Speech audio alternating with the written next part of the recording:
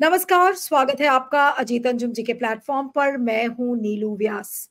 आज प्रधानमंत्री नरेंद्र मोदी को सारे जो उनके घटक दल हैं, यानी कि एनडीए के एलाइज हैं, उन्होंने अपना समर्थन आज दिया और पार्लियामेंट के संसद के सेंट्रल हॉल में आज सारे घटक दल के लोग मिले। उन्होंने प्रधानमंत्री के नाम का समर्थन किया और ये सारी चीजें तब हुई हैं जबकि बीजेपी की पार्लियामेंट्री पार्टी की बैठक नहीं हुई है। आज उस मीटिंग में नितिन गडकरी, योगी आदित्यनाथ, तमाम वो नेता थे जिनके बारे में ये कहा जा रहा था कि उनसे विरोध के सुर आ सकते हैं। अब वो तो बात पता नहीं है कि विरोध के सुर कब आएंगे या क्यों नहीं आए, बीजेपी की पार्लियामेंट्री पार्टी की बैठक क्यों नहीं हुई, लेकिन आज एनडीए के घटक दलों ने मोदी जी के नाम का समर्थन कर दिया है। आज मोदी मोदी जी की गूंज आज सेंट्रल हॉल में सुनाई पड़ी। मोदी जी अपने आप उठकर खड़े हो गए, लेकिन नितिन गडकरी नहीं खड़े हुए। नितिन गडकरी ने देख रहे थे, सब लोग खड़े होकर ताली बजा रहे थे जब मोदी मोदी सब कर रहे थे, लेकिन नितिन गडकरी उठकर खड़े नहीं हुए। लेकिन सवाल ये उठता है कि अब जो 240 सीटों वाली बीजेपी है, उसके पास बहुमत का आंकड़ा नहीं है और उसको ना चाहते हुए भी अब चंद्रबाबू नायडू और नीतीश कुमार जैसे नेताओं के ऊपर निर्भर रहना पड़ेगा। यानी कि ये बैसाखी वाली सरकार चंद्रबाबू नायडू और नीतीश कुमार के साथ मोदी जी कब तक चला पाएंगे या नहीं चला पाएंगे, उसको लेकर भी सवाल है कि भाई क्या मोदी जी वाजपेयी बन सकते हैं, क्या वो अटल बिहारी वाजपेयी की भूमिका में आ सकते हैं जिन्होंने कोलिशन सरकार, मिली जुली सरकार एक समय में चलाई थी। दूसरा सवाल यह है कि अगर वो नहीं चला पाते हैं तो क्या क्या स्थितियां बन सकती हैं। क्या एक मिड टर्म इलेक्शन हो सकता है या फिर मोदी जी का रिप्लेसमेंट ढूंढा जा सकता है। इसको लेकर तमाम अटकलें लगाई जा रही हैं। बहरहाल 18वीं लोकसभा की जो लाइफ है वो कितनी लंबी है, इन सब पर हम बातचीत करेंगे और चंद्रबाबू नायडू के तेवर क्या हो सकते हैं, नीतीश कुमार के तेवर क्या हो सकते हैं, इन सारी बातों पर आज हम बातचीत करेंगे। हमारे साथ विश्व के जाने माने इकोनॉमिस्ट, सोशल और पॉलिटिकल कमेंटेटर और वित्त मंत्री, जो पूर्व वित्त मंत्री थी निर्मला सीतारमन, उनके पति डॉक्टर परकला प्रभाकर इस समय हमारे साथ जुड़ रहे हैं। डॉक्टर परकला, आपका बहुत बहुत स्वागत है। Thank you so much for joining on Ajit Anjum platform. और जो सर पहला सवाल है कि आज बीजेपी की पार्लियामेंट्री पार्टी की जो बैठक थी वो नहीं हुई, लेकिन एनडीए के का समर्थन मोदी जी ने जमा कर लिया। ये आपको कितनी अनहोनी सी लगती है? नॉर्मली होता क्या है, प्रोटोकॉल कहता है कि पहले पार्टी की जो पार्लियामेंट्री पार्टी की मीटिंग है वो हो, बीजेपी के अपने सांसद अपना नेता चुनते हैं, उसके बाद एनडीए के अलाइज का सपोर्ट मांगा जाता। यहाँ पर उल्टी गंगा बह रही है, सब कुछ उल्टा हो रहा है, क्यों सर? अंजू जी नमस्कार। मैं फिर से आपके मंच पर आया हूँ, बहुत खुश है मेरे को। आपसे बात करना मेरे को बहुत अच्छा लगता है। मेरे हिंदी को आप सहते हैं। और हिंदी डॉक्टर परकल, आपकी हिंदी बहुत अच्छी है, बोलिए। नहीं जी, आप ये भी बोलते हैं मेरा हिंदी अच्छा है, लेकिन मैं यकीन करूँगा ये अच्छा है। लेकिन अब चलिए, मैं सबसे पहले आपके सवाल को जवाब देने को आने से पहले मैं एक चीज़ आपके सामने रखता हूँ। वो चीज़ ये है कि अभी जो आपने ज़िक्र किया कि भाजपा का पार्लियामेंट्री पार्टी मीटिंग नहीं हुई। अच्छा, मेरा मेरा सवाल ये है आपसे, भाजपा जैसा चीज़ कुछ है क्या? क्योंकि अब चुनाव का लड़ाई कैसी हुई? एनडीए एनडीए था नहीं, भाजपा भी था नहीं। ये सिर्फ मोदी गारंटी के आधार पर चुनाव लड़ गई थी। तो आप औपचारिक तौर पर ये प्रोसीजर ऐसे बात कर रहे हैं। वो कभी भी आप देखिए, पहले से ही देखिए, ऐसी औपचारिकता और प्रोसीजर, कुछ मेथड आपको कहीं भी नज़र आती नहीं है। तो उनको छोड़ दीजिए। तो अब विषय ये है कि अब देखिए, एनडीए एनडीए गठबंधन में बहुत सारे दल हैं, लेकिन एक दल भी ऐसा नहीं है जिसने भाजपा से विचारधारा से मिलती है। ये पूरा कॉन्टेक्सचुअल एलायंस है, ये रियल पॉलिटिक एलायंस है और maybe even opportunistic alliance है। ये ट्रांसैक्शनल एलायंस है, कुछ लेन देन का एलायंस है। ये विचारधारा से मिलने जुलने वाला एलायंस नहीं है एक भी। तो इस कॉन्टेक्स्ट में अब देखिए, एलायंस ठीक नहीं है और मैं समझता हूं कि भाजपा में भी अंतर्गत कुछ हालात ठीक नहीं लग रहे हैं मेरे लिए। मेरे को ऐसा लग रहा है।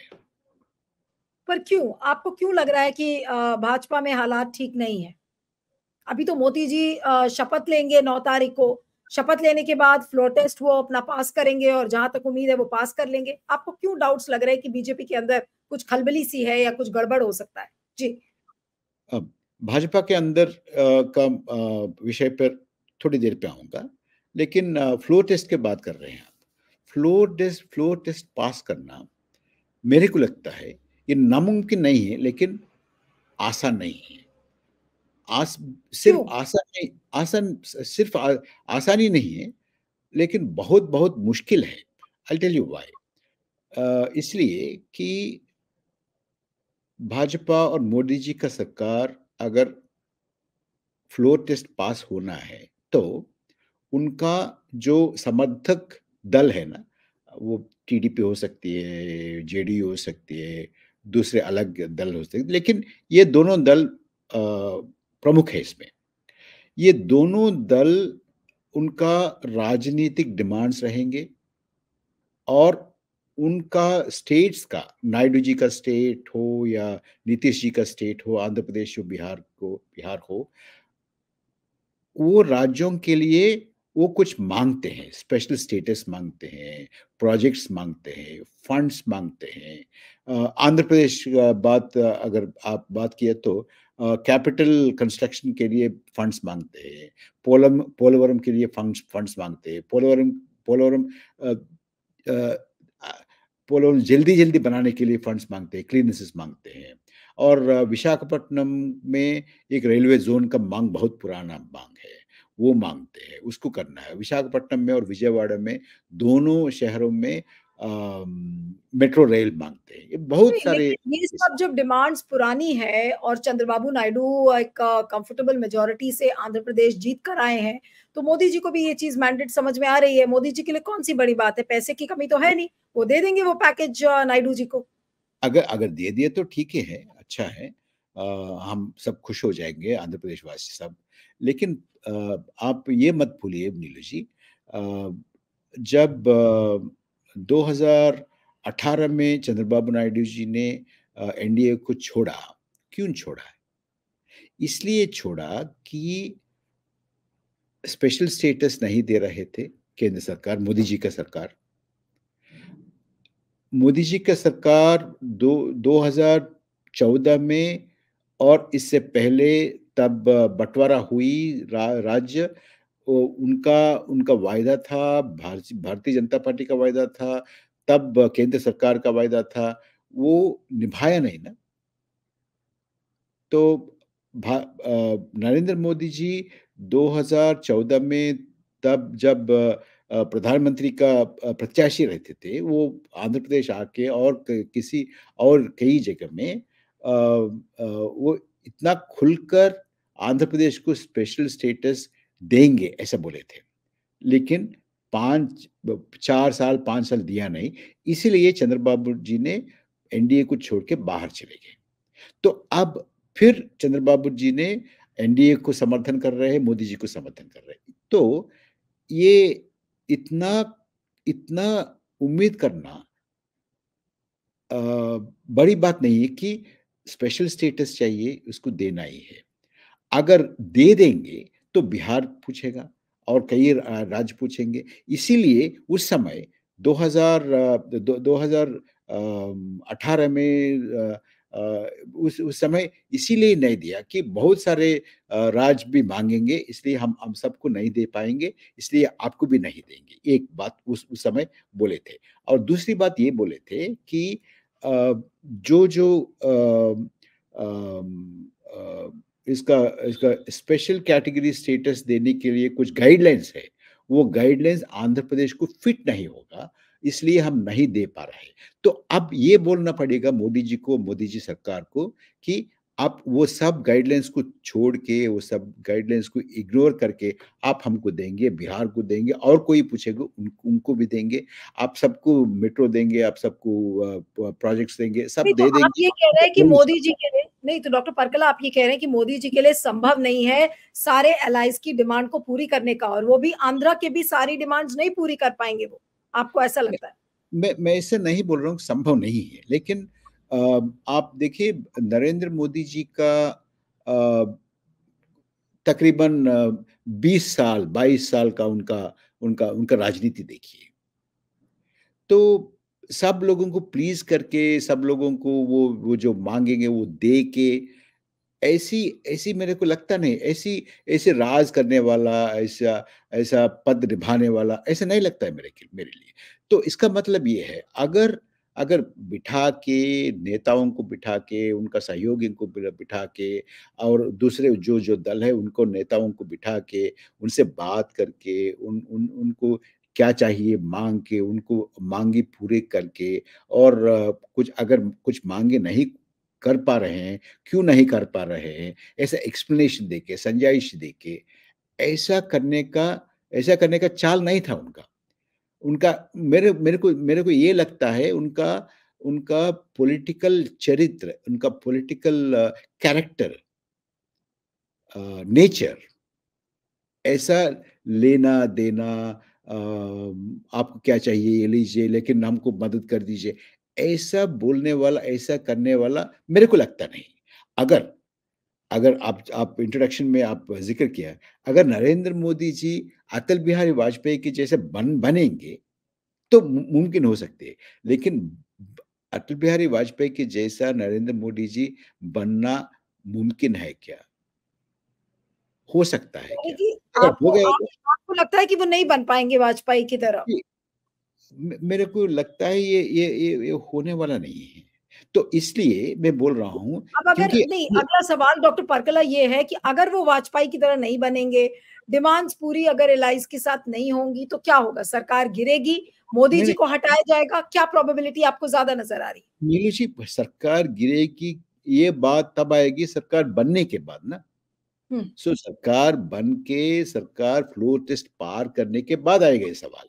लेकिन मैं ये कहना है मोदी सरकार अगर राष्ट्रपति जी ने मोदी जी को आमंत्रित करके उनको शपथ ग्रहण करवा के उनको सरकार बनाने के लिए एक आदेश दिए और सरकार बनाने के बाद फ्लोर टेस्ट पार करना मेरे को लगता है बहुत ही मुश्किल है।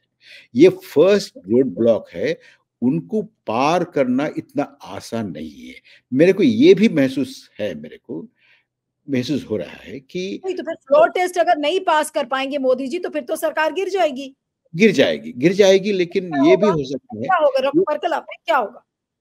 ये भी हो सकता है नीलू जी कि एनडीए और भाजपा ये सिर्फ मोदी जी का ये चरित्र को लेकर ये इतना एलायंस को नहीं मानते हैं, ये सब को लेकर उनका उनका सरकार बनाने का एक अवसर खो जाएँगे क्या? नहीं खोएँगे। तो इसका मतलब ये है कि भाजपा और हो सकता है राष्ट्रीय स्वयंसेवक संघ, भाजपा में कुछ नेताओं और एनडीए का यही यही सहयोगी दल तो ये सुझाव भी आ सकती है कि आप और एक नेता को चुन लीजिए, उनको प्रधानमंत्री बनाएँगे, जो नेता हमारा डिमांड्स को एक्सेप्ट कर सकते हैं, हमसे बैठ के बात कर सकते हैं, हमको थोड़ा एक्सेसिबल हो, हमसे बात किए, बिना बिना बोल के निर्णय ना ले, ऐसी कुछ कोई है तो आप आगे ले आइए, उनको समर्थन करेंगे, उनसे सरकार बनवाएँगे, उनको हम फ्लोर टेस्ट पास करवाएँगे। ऐसे भी हो सकता है। नहीं, लेकिन अब इसमें प्रोबेबिलिटी ये है कि अगर मोदी जी फ्लोर टेस्ट हार जाते हैं, तो फिर उस सिनेरियो में क्या होगा सर? आपको क्या किसकी प्रोबेबिलिटी ज़्यादा लग रही है?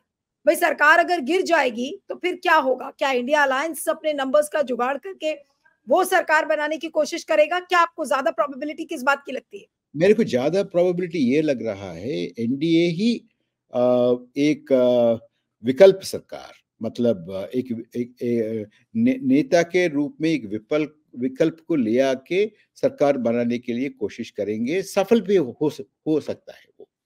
मेरे को ऐसा लग रहा है। इंडिया सरकार बनना आसान नहीं है। और अगर अगर ये विकल्प सरकार एनडीए में एक विकल्प आके एक सरकार बन गया, तो भी मेरे को नहीं, तो ये विकल्प लगता का है। मतलब ये है डॉक्टर परकला कि एक जो अल्टरनेटिव एनडीए गवर्नमेंट बनेगी which will be minus Modi, यानी कि मोदी के बिना जी, कोई जी, और लीडर आएगा।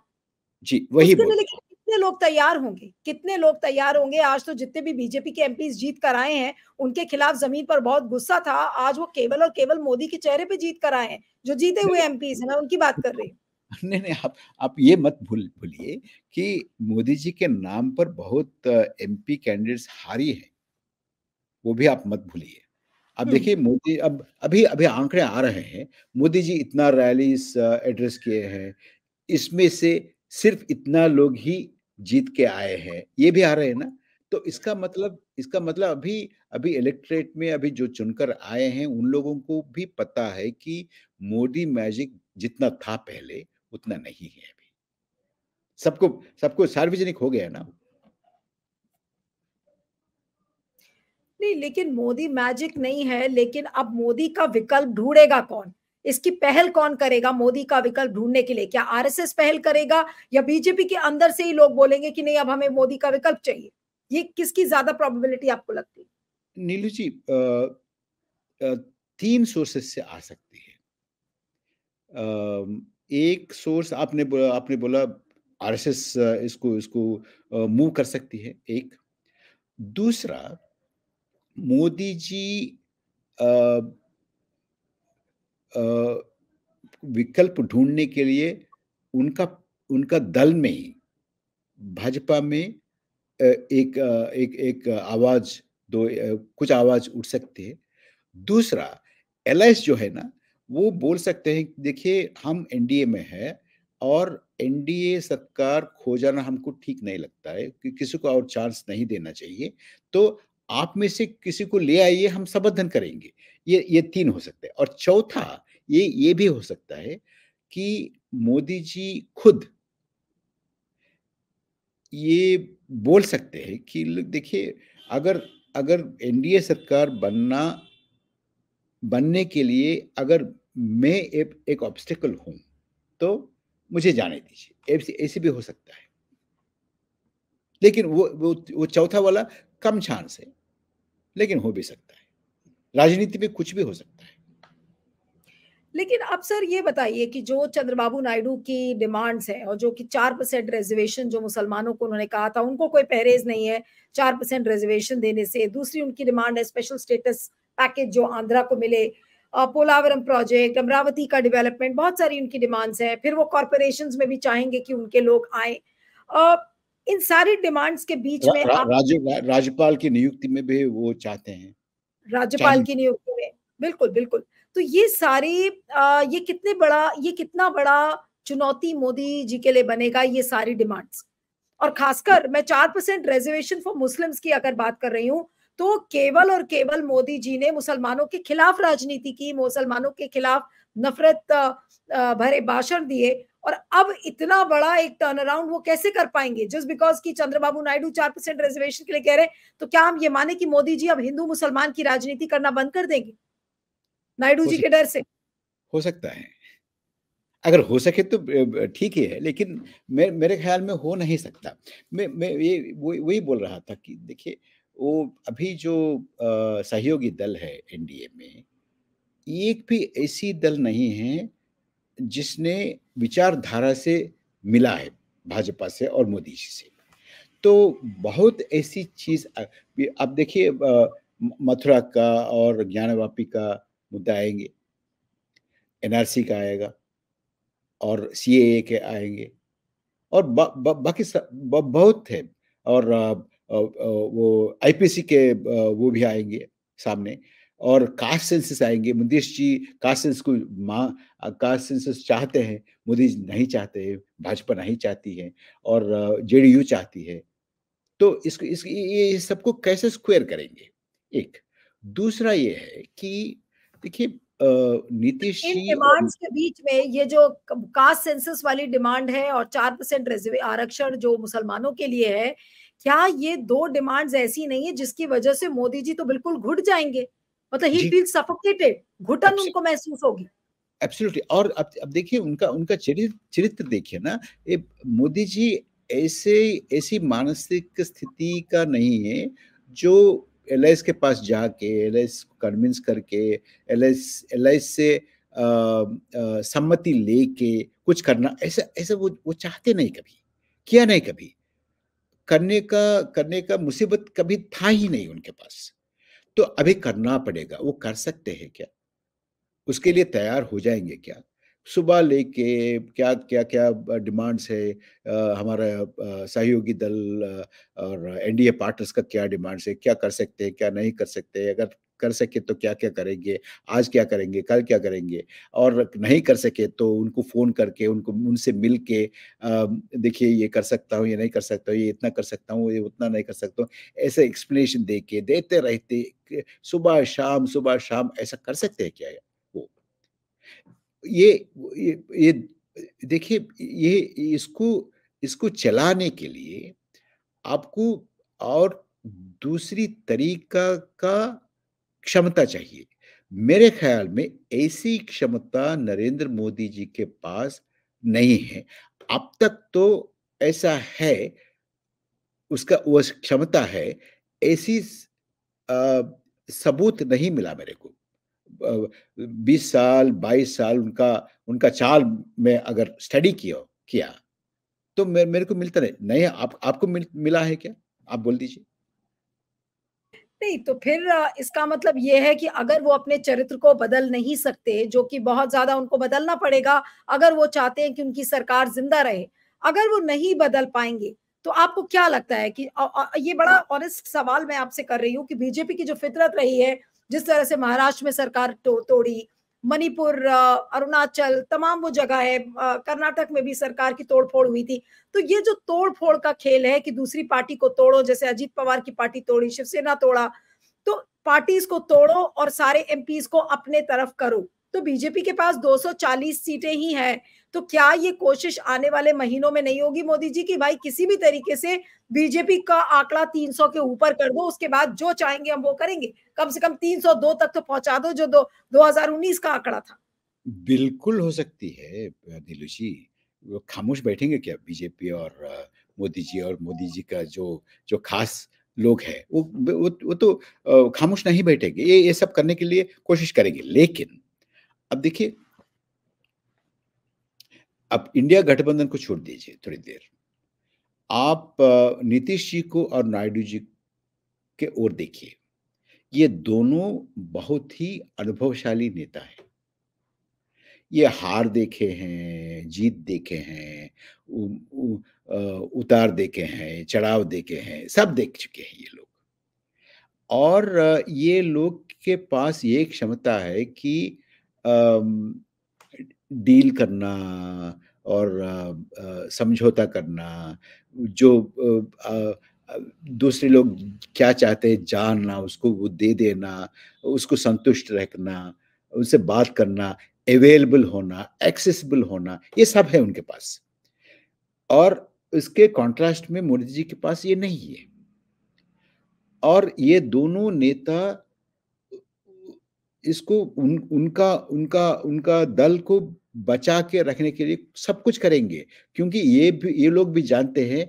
नायडू जी का देखिए, नायडू जी का पार्लियामेंट्री पार्टी, राज्यसभा पार्टी एक बार तोड़ गई है। मोदी जी ने किया था, तो वो भूल जाएँगे क्या? तो वो उनका उनका पार्लियामेंट्री पार्टी को कैसा बचा के रखना है, वो भी होशियार रहेंगे। अब सिमिलरली नीतीश जी भी होशियार रहेंगे और दूसरे दल भी होशियार रहेंगे। लेकिन कोशिश तो जारी रहेगी एक। दूसरा देखिए, अगर आप सत्ता में हैं, मजबूत हैं, कुछ भी कर सकते हैं, ऐसी स्थिति में हैं, तो तब आपको दूसरों दलों को तोड़ना आसान होगा। अगर आपके पास ही नंबर नहीं है, नंबर पाने के लिए आप तोड़ रहे हैं, बहुत ही मुश्किल हो जाएगा नीलू जी, इतना आसान नहीं है। आप स्ट्रेंथ से डील कर रहे हैं या वीकनेस से डील कर रहे हैं? अभी भाजपा और Modi ji position of weakness से डील कर रहे हैं ना? डॉक्टर परकला, बीजेपी के पास पैसा बहुत है। उनको ये कोई भी ताकत रोक नहीं सकती कि आप एमपीज़ को खरीदो या पार्टी को तोड़ो। कुछ ना कुछ पॉलिटिकल रीज़न दिखाकर, और अगर एमपीज़ को वो अपनी तरफ कर लेंगे तो फिर उनको कौन रोक सकता है? बीजेपी के पास तो नंबर्स बढ़ जाएँगे। हाँ, हाँ, कोई रोक नहीं सकते लेकिन इसका इसका बैकलैश तो रहेगा। देखिए आंध्र प्रदेश देखिए, आंध्र प्रदेश में जो कुछ सीटें पाए हैं भाजपा, उनके ताकत से पाया नहीं, तेलुगु देशम पे ताकत से पाया है और तेलुगु देशम पार्टी को भाजपा का ज़रूरत नहीं है, भाजपा को टीडीपी का ज़रूरत है उधर ही और केंद्र में भी। तो इक्वेशन पहले जैसा था वैसा नहीं है अभी।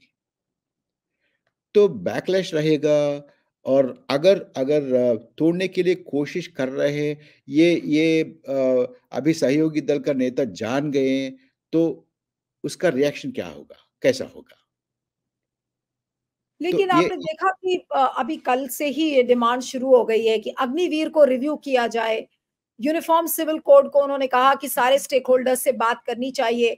अब ये डिमांड आई और उसी दिन शाम को कल ही प्रेस कॉन्फ्रेंस करके और राहुल गांधी ने ये कहा कि जो स्टॉक मार्केट की जो वॉलेटिलिटी थी 4 तारीख को, उसमें एक जेपीसी की जांच होनी चाहिए। जिस तरीके से फेक एग्जिट पोल्स कराए गए, उसके बाद मार्केट को उछाला गया, फिर मार्केट पूरा गिर गया। तो जिस तरीके से करोड़ों रुपए का नुकसान लोगों को हुआ है और आम इन्वेस्टर को, उसमें जेपीसी का गठन होना चाहिए। तो अब इन सारे डिमांड्स के बीच में नरेंद्र मोदी अपने आप को कहां पाएंगे? एक तरफ जेपीसी, एक तरफ अग्निवीर का रिव्यू, दूसरे तरफ यूनिफॉर्म सिविल कोड पर सारे स्टेक होल्डर्स से बातचीत। नरेंद्र मोदी अपने आप को इस पूरे सिनारियो में कहां पाएंगे सर, आपके हिसाब तो से? तो देखिए अगर ये सब चीज़ हैं, ये सब डिमांड्स आगे आएँगे, तो नरेंद्र मोदी जी क्या करेंगे? क्या करने के लिए बैठेंगे उधर?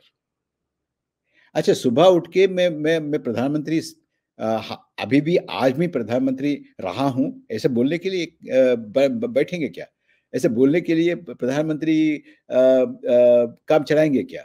और सुबह सुबह सुबह से लेके शाम तक इससे बात करना, उनसे बात करना, इसको कन्विंस करना, उसको कन्विंस करना, उसका राय लेना, इनका राय लेना, यही करेंगे। यही करेंगे, यही करने के लिए बैठेंगे उधर। तो मेरे को लगता है ये बहुत ही मुश्किल हो जाएगा। ये इसको इसको ये गठबंधन चलाने का जो काम है, वो क्षमता है, इनका इनका चरित्र में नहीं है। इसलिए इसलिए बहुत ही थक जाएँगे, बहुत ही थक जाएँगे। तो मेरे मेरे मेरे ख़्याल में मोदी जी एक गठबंधन सरकार इतनी डिवाइड हो गया सोसाइटी, उसमें एक गठबंधन सरकार चलाना क्योंकि आइडियोलॉजिकल एलायंस नहीं है गठबंधन जो सदस्य हैं, चलाना उनका उनका क्षमता का बाहर है, उनका क्षमता से बाहर है वो। लेकिन आज नितिन गडकरी के बारे में भी बहुत लोग डिस्कस कर रहे हैं कि नितिन गडकरी आज जब सब एनडीए के जो लीडर्स मिले थे, तो सब लोग मोदी जी को दंडवत करने के लिए बेसिकली जब मोदी मोदी की गूंज हो रही थी सेंट्रल हॉल ऑफ पार्लियामेंट में, तो सारे एमपीज खड़े हो गए लेकिन नितिन गडकरी बैठे हुए थे। आज नितिन गडकरी का सोशल मीडिया पर पहले नंबर पर ट्रेंड कर रहा है कि भाई नितिन गडकरी मोदी जी के चम्मच नहीं बनेंगे, इस तरीके की बातें लोग लिख रहे हैं। आपको क्या लगता है कि नितिन गडकरी और मोदी जी की जो अब रिलेशनशिप है या चुनौती है दोनों के बीच में, वो कैसी होगी? देखिए जहाँ तक मैं जानता हूँ नीलू जी, गडकरी जी मोदी जी से सीनियर है। हाँ। अ दल में, संगठन में और बाहर भी, राजनीति में भी। दूसरी बात ये है अब देखिए नायडू जी को देखिए। अब नायडू जी कब बने मुख्यमंत्री? 1996 में बने, 1995 में बने बने थे। तो मोदी जी मुख्यमंत्री बनने से 5 साल पहले वो मुख्यमंत्री बने थे। वो भी सीनियर है। वो भी चमचागिरी नहीं करेंगे, नितिन गडकरी जी नहीं करेंगे और नीतीश जी भी नहीं करेंगे। अगर देखिए अ, टेम्परामेंटली भी देखे देखे तो भी अभी ताकत नहीं है और सीनियरिटी भी नहीं है। अगर ताकत है, सीनियरिटी नहीं है, तो भी राजनीति में आप कर सकते हैं, लेकिन देखिए वो उनके पास ताकत है। अगर ताकत भी नहीं है, तो ऐसा ही होगा। लेकिन जो बात आप कह रहे हैं कि ना नायडू मोदी जी की गुलामी करने के लिए तैयार होंगे और ना जी, ही गडकरी। बिल्कुल, बिल्कुल नहीं हो सकता है। नहीं, लेकिन आज आज भी आप देखिए कि सेंट्रल हॉल ऑफ पार्लियामेंट में जब ये मीटिंग चल रही थी, तो मोदी जी अपने आप खड़े हो गए। He literally forced other MPs to stand for him for an ovation. तो ऐसा लग रहा था कि मोदी जी आज जबरन ताली बजवा रहे थे अपने बीजेपी के सांसदों से, वो नहीं खड़े हो रहे थे, लेकिन मोदी जी जब खड़े हो गए तो उन सारे सांसदों को खड़ा होना पड़ा। जी। नहीं ऐसी ऐसी ऐसी चीज़ें, ऐसी संगठन, ऐसी घटनाएँ आपको देखने के लिए बहुत मिलेंगे आगे-आगे। अच्छा, एक एक एक घटना के बाद आपको घटना के इसके ऊपर आपका आपको आपको मैं याद दिलाऊँगा इसके बारे में। देखिए, मैं कुछ समय पहले मैं एक वीडियो देखा। तो मंच पर मोदी जी थे और राजनाथ सिंह जी भी थे और पार्टी के नेतागण और कार्यकर्ता एक बड़ा माला मोदी जी को पहनाने के लिए आ रहे थे, पहना रहे थे और राजनाथ जी को उधर से हटा दिया गया है। सिर्फ मोदी जी को पहना गया। अच्छा, अभी अभी 240 आने के बाद मोदी जी का जो मैजिक है वो बहुत कम होने के बाद और उनका सरकार नीतीश जी के और नायडू जी के ऊपर आधार है अभी। तो आप कल्पना कीजिए मंच पर मोदी जी, नीतीश जी और नायडू जी है। ऐसा कुछ कर हो सकता है क्या? कि आप माला पहना रहे हैं, नायडू जी को एक एक तरफ और नीतीश जी को एक तरफ हटाया गया है। ऐसा ऐसा कुछ हो सकता है क्या? नहीं हो सकता है। तो आप वो पुराना जो हुआ उसको आप भूल जाइए। तो अगर लेकिन ऐसी डॉक्टर पर्कला, आज एक चीज और भी बड़ी इंटरेस्टिंग आज पार्लियामेंट में दिखी कि इस पूरे चुनाव में संविधान एक बड़ा इशू था और सबको लगा कि देखिए संविधान को मोदी जी बदल देंगे, लेकिन आज मोदी जी ने वो मौका नहीं चूका। आज वो गए, उन्होंने संविधान की किताब उठाई, उस संविधान की किताब को उन्होंने माथे लगाया, बिल्कुल प्रणाम करते हुए। इस फोटो अपॉर्चुनिटी मोमेंट को क्या कहेंगे? क्या उन्होंने ये कैमरे के लिए किया था या वाकई में वो बड़ी शिद्दत से और मन से उन्होंने संविधान की किताब को अपने माथे पर लगाया? आपको क्या लगता है? नीलू जी, अगर कोई ये सिर्फ फोटो अपॉर्चुनिटी के लिए किया है मोदी जी, ऐसा बोले तो मैं इसको मैं डिस्प्यूट नहीं कर सकता हूँ। क्योंकि अब देखिए 2014 में मोदी जब जब मोदी जी जब फर्स्ट टाइम पहली बार पार्लियामेंट आए थे, क्या किए थे? क्या किए थे? वो उनका सर पार्लियामेंट का दहीली है ना, उ उसको झुका के उसको टच करके पार्लियामेंट में प्रवेश किए थे। तो उसके बाद पार्लियामेंट में उनका क्या चाल था, पार्लियामेंट के प्रति उनका क्या ये था, गौरव था, आप जानते हैं। तो ये फ़ोटो अपॉर्च्युनिटीज़ ये सब तो होते रहते हैं बस। अब बहुत ऐसे देखे हैं। नहीं तो अगर ये 10 फोटो 10 साल में अपॉर्चुनिटी थी, अगर 10 मैं साल ये में मानूं कि जी, हाँ, सॉरी, आप बोलिए, बोलिए, बोलिए 10 सर। साल में ऐसी चीज़ बहुत देखे हैं हम। हुँ।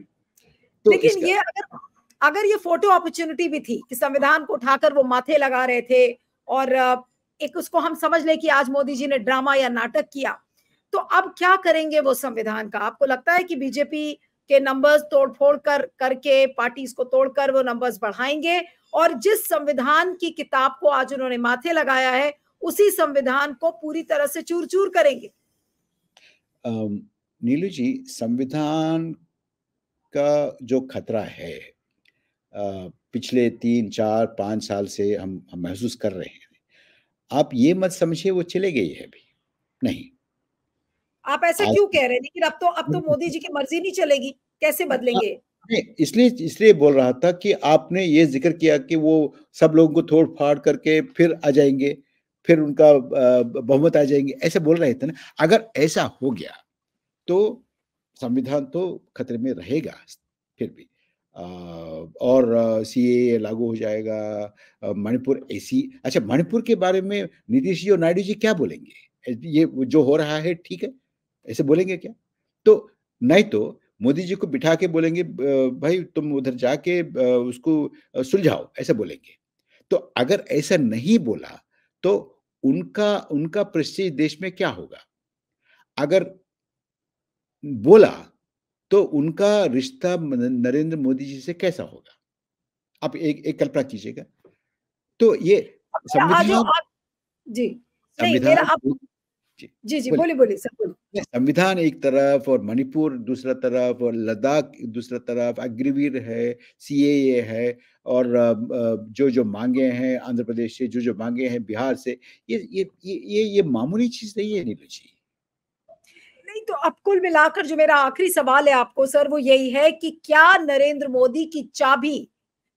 मोदी को घुमाने की चाबी अब क्या केवल नायडू और नीतीश के पास है?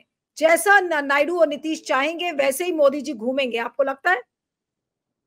अ, नीलू जी, नायडू जी और नीतीश जी दोनों अनुभवशाली नेता हैं और दोनों ज़िम्मेदारी नेता हैं। ऐसी नहीं है कुछ ऐसी बात कुछ भी बोल दो, ऐसा नहीं है। मैं जहाँ तक मैं जानता हूँ। तो ये लोग एक घुमाने के लिए कुछ नहीं करेंगे, लेकिन अगर नरेंद्र मोदी जी ये उनका उनका जो विश्वास है, नायडू जी का और नीतीश जी का कास्ट सेंसस हो या स्टेट इंटरेस्ट हो आंध्र प्रदेश का और मणिपुर का हो, इसमें नरेंद्र मोदी जी का वो जो चाहते ऐसी करने नहीं देंगे, तो उनको रोकेंगे। ये नहीं होगा। अच्छा, वो ये भी आप कल्पना कर सकते हैं क्या कि डिमोनेटाइजेशन जैसा एक महत्वपूर्ण निर्णय बिना किसी से बात करके, बिना किसी के राय लेकर के बिल्कुल। नहीं वो तो सब अब पुरानी बातें हो गई सर। हाँ, नहीं, नहीं जी, किया है। एक एक मिनट सुनिए ना, किया था। ऐसी ऐसी निर्णय नायडू जी से बिना बात करके, नीतीश जी से बिना हुँ, बात करके कर सकते हैं क्या? मैं वही बोल रहा हूँ। वो तो बिल्कुल, पुराना है, लेकिन ऐसी महत्वपूर्ण निर्णय, ऐसे खास निर्णय इनसे इनसे बिना बात करके कर सकते क्या? अगर ये बात करेंगे तो ये क्या क्या बोलेंगे? अच्छा, आप अभी बोला है ना, हमको थोड़ा समय दे दीजिए, हम इसमें हम सोच के आप बताएँगे। तो वो सहमत हो जाएँगे क्या नरेंद्र मोदी जी को? मोदी जी अपने आप को क्या सोचते हैं? अपने आप को क्या सोचा था? आप जानते हैं चुनाव के दौरान ये क्या बोले थे? अपने आप को बायोलॉजिकल नहीं समझता है। तो अगर एक एक नेता बायोलॉजिकल नहीं है, तो उनको भगवान ने सीधा भेज दिया है। वो नायडू जी के पास बैठ के नीतीश जी के पास बैठ के उनसे उनसे लगातार सुबह, शाम, दोपहर में उनको फ़ोन करके उनको राय लेके राज चलाएँगे। अगर नहीं चलाया, तो महत्वपूर्ण निर्णय खुद ले लिया, तो बिल्कुल, नायडू जी और नीतीश जी उसको सहेंगे क्या? बिल्कुल। चलिए मोदी जी के लिए तो बहुत सारे चैलेंजेस हैं, अब वो कैसे इस मिली-जुली सरकार को चलाते हैं, ये आने वाले दिनों में पता चलेगा। लेकिन 9 तारीख को वो शपथ ले रहे हैं और डॉक्टर परकला का कहना है कि बहुत उनको डाउट है कि मोदी जी इस फ्लोर टेस्ट को क्लियर कर पाएँगे। अब देखना होगा कि क्या कुछ होता है। Thank you so much doctor Parakala, आप इस समय हमारे साथ जुड़े। Thank you very much. Thank you very much.